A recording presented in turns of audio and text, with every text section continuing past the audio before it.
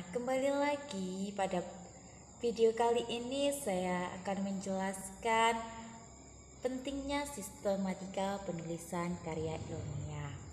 Oke, sebelumnya perkenalkan saya Riza Amalia Nursoleha, mahasiswa Universitas Islam Negeri Sunan Ampel, Surabaya, program studi Manajemen Pendidikan Islam.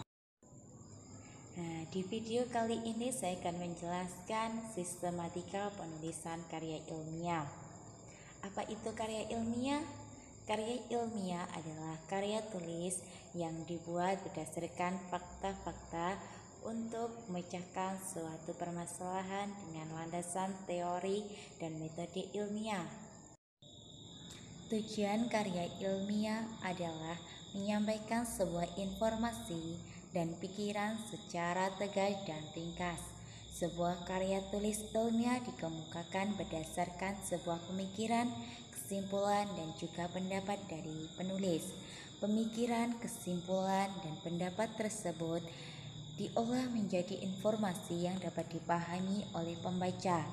Dalam sebuah karya tulis ilmiah, penting adanya sistematika penulisan karya ilmiah. Sistematika penulisan karya ilmiah dibagi menjadi 3 bagian. Bagian pertama pembukaan, bagian kedua inti atau isi, bagian ketiga akhir. Bagian pertama sistematika penulisan, yaitu bagian pembukaan. Bagian pembukaan dibagi menjadi 3. 1. Halaman sampul. Halaman sampul memuat judul, logo, nama, nomor induk penyusun, nama sekolah atau universitas. Yang kedua, kata pengantar. Kata pengantar memuat informasi umum, harapan penulis terhadap peneliti. Dan yang ketiga, daftar isi, merupakan halaman yang menjadi petunjuk isi pokok dari karya ilmiah. Bagian kedua sistematika penulisan karya ilmiah yaitu bagian isi. Bagian isi dibagi menjadi 4 bab. Bab pertama, pendahuluan. Pendahuluan memuat latar belakang masalah, rumusan masalah, dan tujuan penelitian. Latar belakang masalah memuat uraian singkat, jelas, dan logis dari suatu kegiatan ilmiah untuk menjelaskan alasan teoritis. Rumusan masalah memuat pertanyaan kritis yang fleksibel yang diambil intinya dari pernyataan umum dari masalah penelitian. Tujuan penelitian memuat uraian singkat serta jelas tentang tujuan tersebut. Bab 2. Kerangka teori. Kerangka teori dibagi menjadi 2. 1. Landasan teori, yaitu memuat konsep penyajian suatu pandangan sistematis. Kedua, hipotesis, memuat kesimpulan sementara kerangka pemikiran seorang peneliti. Bagian ketiga, pembahasan. Pembahasan dibagi menjadi 2, yaitu deskripsi kasus dan analisis kasus.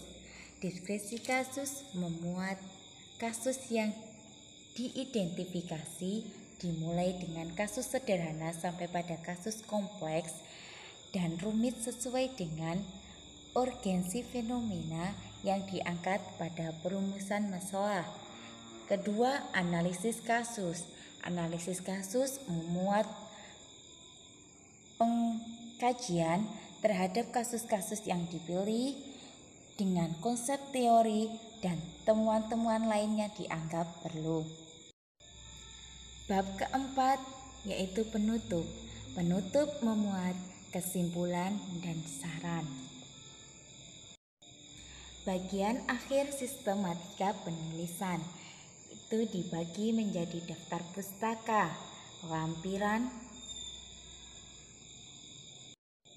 Daftar pustaka suatu susunan tulisan di akhir sebuah karya ilmiah yang isinya berupa nama penulis, judul tulisan, penerbit, identitas penerbit, dan tahun terbit.